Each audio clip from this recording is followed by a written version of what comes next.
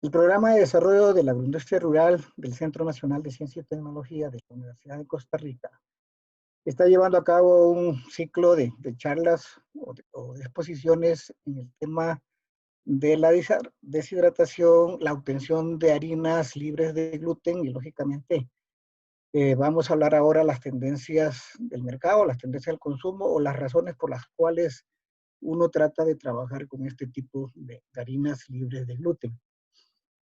Vamos a desarrollar un poco los conceptos y consideraciones en los alimentos libres de gluten.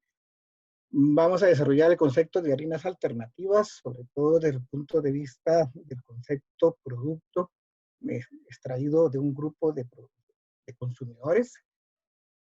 Después vamos a ver los enfoques del consumo, o sea, hacia dónde están orientados este tipo de harinas y de productos, y algunos criterios del mercado actual de los productos libres de gluten. La definición de gluten, lógicamente, es muy clara. Es una proteína que se encuentra en casi todos los cereales, el trigo sobre todo, y el centeno, la cebada, y entre ellos. Y hay una definición de etiquetar sin gluten, ¿va? Cuando el producto ha sido procesado para eliminar el gluten o no contenga gluten por naturaleza, ¿va? Entonces, si usted codifica o pone la leyenda sin gluten, se debe cumplir con todos los requisitos del FDA. En los conceptos, hay tres conceptos que quiero nada más aclarar. Hay una enfermedad celíaca, hay una alergia al trigo y sensibilidad al gluten.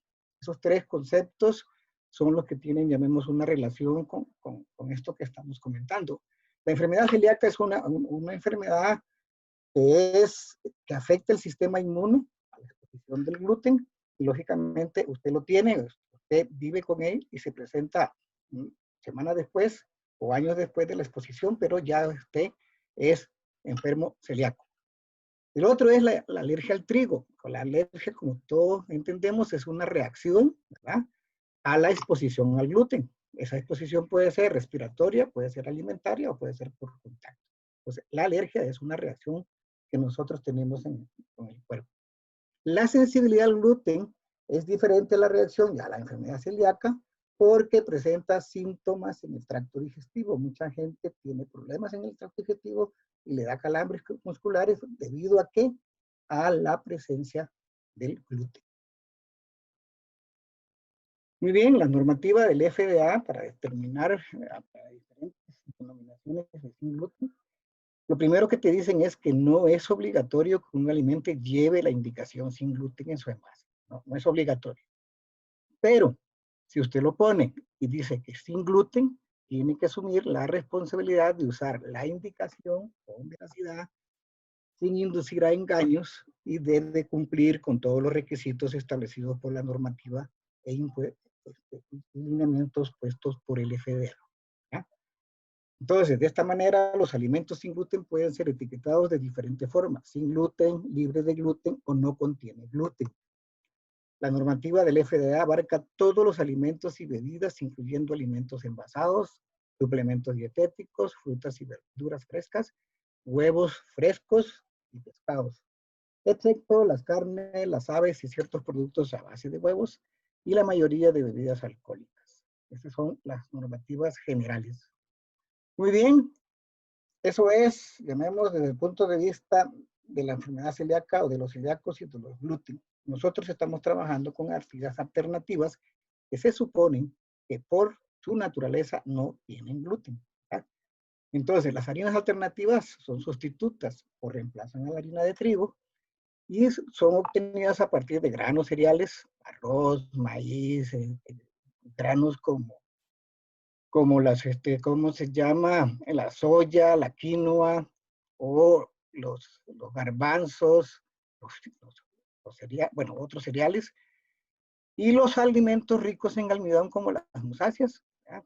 Las musáceas, para que todos entendamos, son los bananos, los plátanos y los guineos, y las raíces y tubérculos que todos conocemos, ya la yuca, la papa, el camote, la malanga. Son ricos en almidón, el otro son, llamemos, harinas hechos que tienen almidones.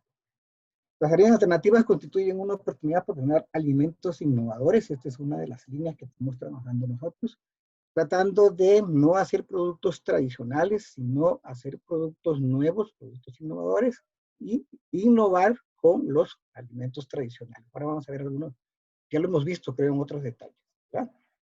Muy bien, parte de lo que el programa DAI, el CITA y la Universidad de Costa Rica lo han hecho es con un convenio que se hizo con Infocop para apoyar a 3 cooperativas de la zona norte del país, en la zona de Upala, que es Cope Delice, que está casi en la frontera con Nicaragua, Cope Prosal, que está en San Luis, y Cope y Prodico, que está en el porvenir de Aguas Claras. Todas esas 3 cooperativas eran los beneficiarios de un proyecto de búsqueda de desarrollo de productos a partir de raíces y tubérculos. Para este proyecto, lo primero que se hizo fue determinar qué es el concepto de harinas alternativas a través de la metodología de los focus group. Son grupos focales que básicamente es una entrevista que se realiza por medio de una persona que modera al grupo y que las personas explican o dan su criterio sobre el tema preliminarmente establecido. En este caso son las harinas y los productos a partir de esas harinas. Muy bien, la metodología de los focus group, nosotros utilizamos 15 personas en 2 grupos, 2 sesiones de grupo. Las edades de esas 15 personas estaban entre los 25 y 55 años. 4 de ellas tenían algún tipo de alergia y 2 de ellas eran, llamemos, celíacas. Entonces, esos 2 grupos o esas sesiones en el grupo se hacían en condiciones adecuadas, en un lugar en donde se den las condiciones, y eso se hizo en las instalaciones del Centro Nacional de Ciencia y Tecnologías de Alimentos en la Universidad de Costa Rica en San Pedro de Montes de Oca. El objetivo que buscábamos es conocer las percepciones de los consumidores respecto a este nuevo concepto de producto, o sea, nuevas harinas a partir de raíces y tubérculos.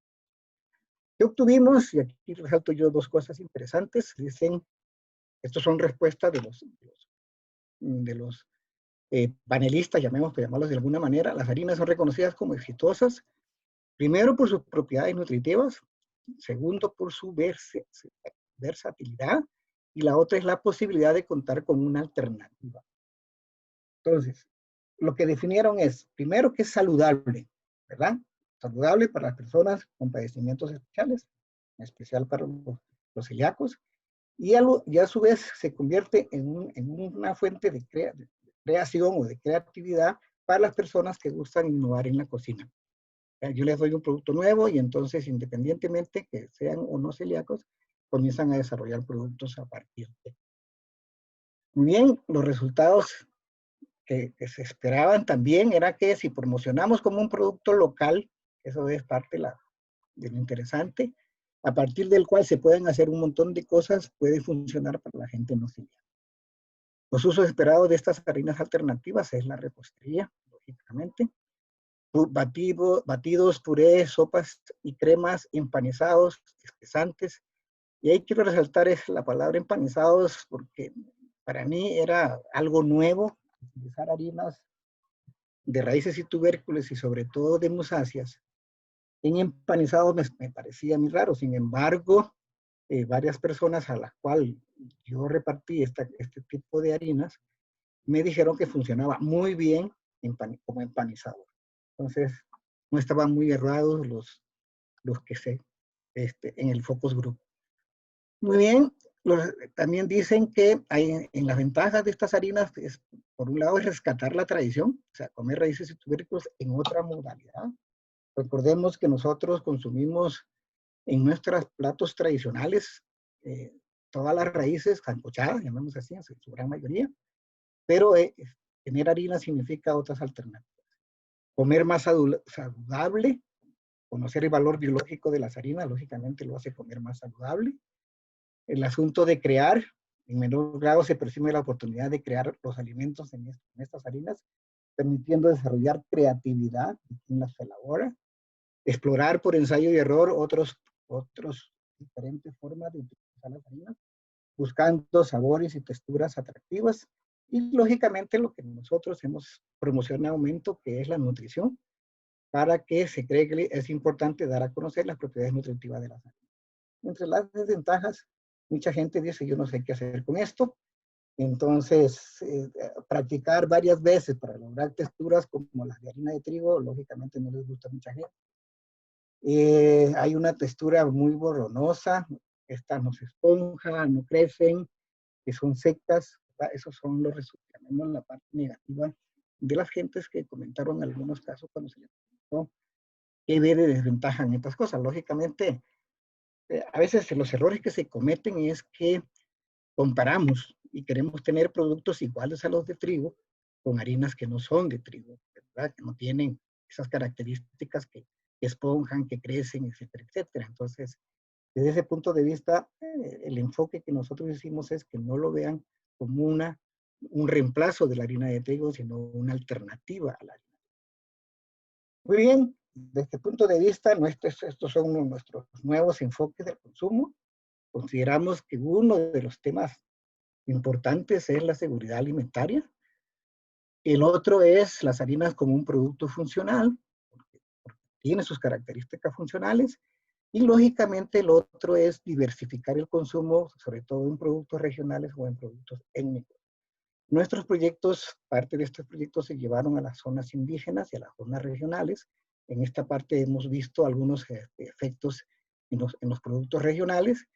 Y en la parte indígena, que estaban muy acostumbrados a comer solo musáceas sancochadas y yucas o raíces sancochadas, cambiaron con la elaboración de harinas primero y después las alternativas que se les presentó para sacar productos de diferentes, llamemos, características. Muy bien, desde el punto de vista de seguridad alimentaria, yo creo que todos entendemos que la seguridad alimentaria es disponer nuestros alimentos en nuestro país. Esa es la seguridad. Entonces debemos producir los alimentos y lógicamente nosotros producimos los productos, tanto las musáceas como las raíces y tubérculos. En el caso de los otros granos, garbanzo, lentejas, peticuá, esas cosas, no somos productores, por lo tanto, no está dentro de esta seguridad alimentaria porque debemos producirlo, debemos tener acceso a esa producción y lógicamente la accesibilidad se da en estos dos tipos de líneas. Deben estar disponibles y lógicamente no requiere de grandes retos para la disponibilidad al consumidor y lógicamente los debemos consumir. ¿Y consumimos raíces y tubérculos? Sí. ¿Consumimos musáceas? Sí. Por lo tanto, se cumplen, llamemos, los 4 pilares que es la seguridad alimentaria y nutricional. Debemos producirlo, tenemos la producción, está accesible a la población, se dispone y se consume. Entonces, ahí no hay, cumplimos con todos esos tipos de normas en seguridad alimentaria y nutricional. Uno de los temas, y quiero yo resaltar aquí, una de las cosas que me llenó tremendamente, comando, es que en este tipo de seguridad, doña María Luisa López, cuando ya hicimos la transferencia de la utilización de las harinas y todo lo demás, dijo, cuando no tenga dinero para comprar harina, tumbaré un cuadrado y tendré que comer. Eso para mí me llenó mucho dentro del proyecto que estábamos nosotros llegando y lo veo como seguridad alimentaria en el sentido de que ya se puede disponer de mejores alimentos si se quiere. Muy bien. Las harinas como producto funcional, nosotros decimos que el almidón resistente, que es un tipo de fibra, y que hay almidón resistente tipo 1, tipo 2 y tipo 3, ¿verdad? Además, la composición mineral, sobre todo de las musáceas, por su presencia de potasio y hierro, es mucho más alto. En el caso de la fibra, son de las raíces y tubérculos. Y lógicamente, las premezclas, ¿verdad? Son los productos regionales y los productos étnicos. Veamos algunas características del almidón resistente. ¿Qué es el almidón resistente? Es una porción del almidón que no puede ser digerida por las amilasas presentes en el intestino y que pueden ser fermentadas en la macrobiota del colon, ¿verdad? Entonces, eso pasa directamente al final del tracto digestivo y en las bacterias intestinales y actúa como prebiótico. Sus características del almidón resistente podría ser clasificado como una fibra dietética y entonces reduce en un 10% las calorías ingeridas tras su consumo y su consumo en la dieta produce una mejora de la tolerancia a la glucosa. Ahí hay algunos ejemplos de que también encontramos almidón resistente en arroz, en legumbres, en patatas y en maíz. Entonces, tenemos otras alternativas de consumo. Muy bien, nada más para definir dos detalles de los almidones resistentes. El almidón AR1 no es digerible naturalmente en el sistema digestivo. De manera natural se encuentra en granos enteros y en legumbres. El AR2 es el que no se gelatiniza, se encuentra en alimentos crudos tales como papas y plátanos verdes. Y el AR3 ya es como un gel, ¿verdad? Es un almidón retrogradado, se forma durante el enfriamiento del almidón que ha sido procesado. Este AR3 es el que estamos apostando mucho porque tiene características muy interesantes, sobre todo como prebióticos. Entonces, resumiendo, las propiedades funcionales del almidón resistente tiene efectos metabólicos, disminuye la presión sanguínea, tiene efectos gastrointestinales, aumento de la masa fecal, funciona como prebióticos, eso significa que mantiene la salud del colon, y lógicamente hay una orientación hacia que inhibe la acumulación de grasa porque simplemente aumenta la oxidación de los lípidos y lógicamente no se acumulan las grasas en el digestivo y por eso dicen que en algunos casos ayuda a adelgazar y eso habría que ponerlo en tela de juicio. Muy bien, si hablamos de almidones resistentes, nosotros en estudios ya en la anterior presentación hablamos mucho de las musáceas. En algún análisis de almidones resistentes en musáceas, nosotros encontramos en banano dátil 37%, 100% del almidón en base seca. En el plátano maqueño 45%, en el banano red macabú 56%, en el plátano senza 3/4 55% y en el guineo cuadrado 60%. ¿Por qué esos productos o esas variedades de musáceas?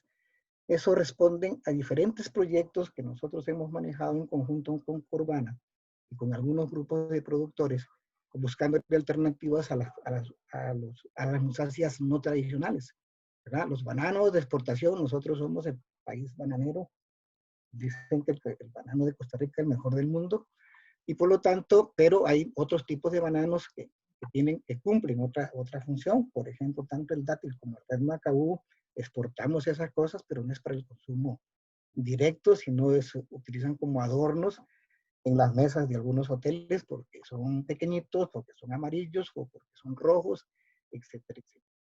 Plátano maqueño sí, eso es un poquito de mejora de los guineos que estaban en el, ¿cómo se llama? En el jardín clonal de Corbana, y en el plátano senza 3/4 fue que se encontró esta variedad en la zona sur del país y que funcionaba muy bien por su cantidad de almidón resistente que tenía, muy bien en las frituras. Se manejó un proyecto con frituras interesante para empresas grandes.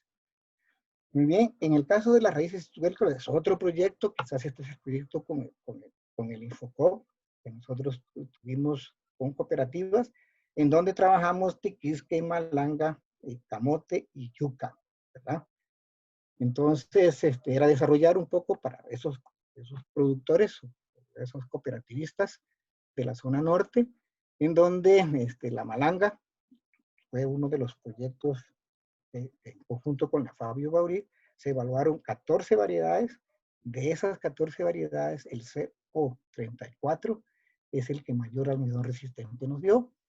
Lo sigue la otra malanga más criolla, la que no estaba, llamemos, dentro del grupo, con 51, y el tiquisque con 55. El camote blanco y el camote amarillo, lógicamente, ellos tienen más carbohidratos, pero en cadenas cortas porque son más dulces, no son tan, y por lo tanto almidón resistente casi no tiene.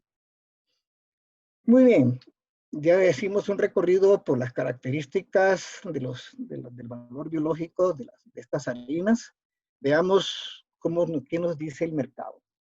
Hace unos años, ya casi unos 6 o 7 años, Procomer hizo un estudio sobre los productos libres de gluten.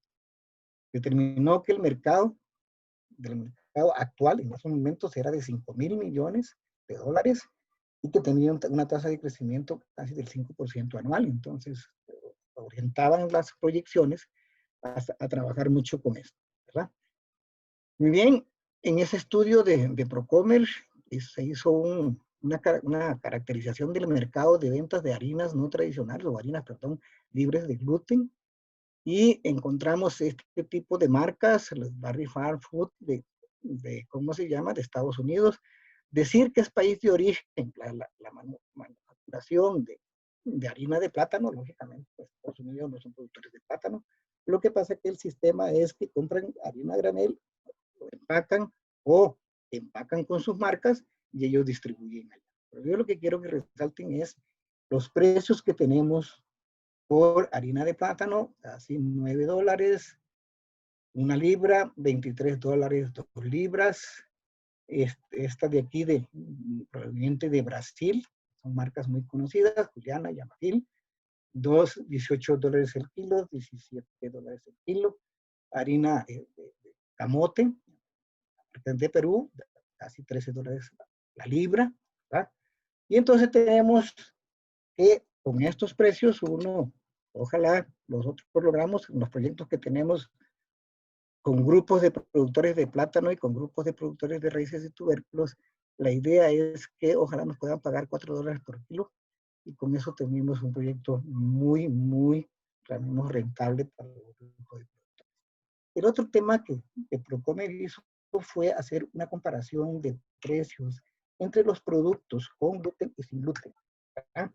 En los productos primero de panadería, barritas, base para pizzas, cereales, empanadas, fideos, galletas María, la famosa galleta María, las galletas con chip de chocolates, ¿verdad? Dice pepitos, pero un chip de chocolates, y las famosas mezclas para harinas panificadas. Ustedes ven los precios y nada más aquí en la diferencia de precios, usted ve 3 veces, 5 veces, 6 veces, casi 7 veces en el caso de la harina panificable. Aquí están los precios, 30 euros por kilo contra 9 euros por kilo en el caso de las barritas. En el caso de los fideos, 6 euros contra 0.97, casi 1. ¿Ah? Y en el caso de ese tipo de mezclas para panificación, también tenemos $3.43, euros contra medio euro. Entonces, las diferencias son notables en los productos que se pueden vender. Y en el otro, en la parte de panadería, aquí está el pan de barra, el pan de hamburguesas, el pan de molde, el pan rallado, el pan tostado, las pastas, las pizzas y la lasaña. Igual, si usted ve, por ejemplo, lógicamente yo no me entiendo por qué el pan rallado, porque es el mismo pan, lógicamente, que cuando se puso viejo lo rallaron. Pero ojo a los datos, ¿verdad? El pan de hamburguesas, por ejemplo, vale 4 veces más. El pan de molde casi 6 veces más. Y ahí nos vamos en productos como, llamemos la pasta para hacer lasaña, 21 euros por kilo contra 3.71 que vale actualmente el tradicional. Entonces, lo que queríamos resaltar es la diferencia de precios por productos hechos o elaborados a partir de este tipo de harinas. Y lo que estamos haciendo es abrir el abanico de una serie de productos a partir de mozaje y a partir de raíces y tubérculos para que se pueda trabajar con más. En Costa Rica, la Escuela de Tecnología de Alimentos de la Universidad de Costa Rica, en los años 16 y 17, realizó un diagnóstico de etiquetas nutricionales en alimentos disponibles en los principales supermercados costarricenses. Lo que hicieron fue buscar cuántos productos y cuántos, llamemos marcas, decían libre de gluten. Y aquí está el resultado, 173 productos de 32 empresas, elaborados en 15 categorías, y lógicamente la mayoría están entre los cárnicos, los snacks y los productos. En general, lácteos, pastas, bebidas, productos horneados, todos andan entre el 5 y el 6% de todas las categorías. Y también se determinó qué cantidad de gluten tenía. Con el kit ELISA se hicieron las pruebas de esos mismos productos que fueron encontrados en el mercado. Y los resultados son estos. De los 170 y tantos productos, 121 tenían menos de 3 partes por millón de gluten, 47 de 5 a 15, 4 de 15 a 20 y solo uno estaba por encima de 20. Entonces, más del 70% estaba por debajo de 3 y se suma usted el 3 hasta el 15, está casi en el 97% de los productos rotulados como sin gluten cumplían con la norma, a excepción de un producto, de los 170 y tantos que se evaluaron, un producto que estaba por encima de los 20 partes por millón. Muy bien, las harinas elaboradas a partir de raíces musáceas y tubérculos son una alternativa para la elaboración de productos dirigidos a consumidores con necesidades especiales y para grupos étnicos. Y se convierten, este tipo de harinas, en diversificadores para el desarrollo de productos con alto valor biológico y, lógicamente, valor funcional. Muchas gracias. Pero en este ciclo que comenzamos con las teorías de la deshidratación, los equipos de deshidratación, los procesos para harinas alternativas, y aquí estamos tocando un poquito el mercado. Muchas gracias. Esperamos haber cerrado el ciclo de estos temas de harinas alternativas. Y como siempre, a la disposición de aclarar, aumentar o seguir con las investigaciones tanto en el DAIR como en el CITA, como en la Escuela de Tecnología de Alimentos. Muchas gracias.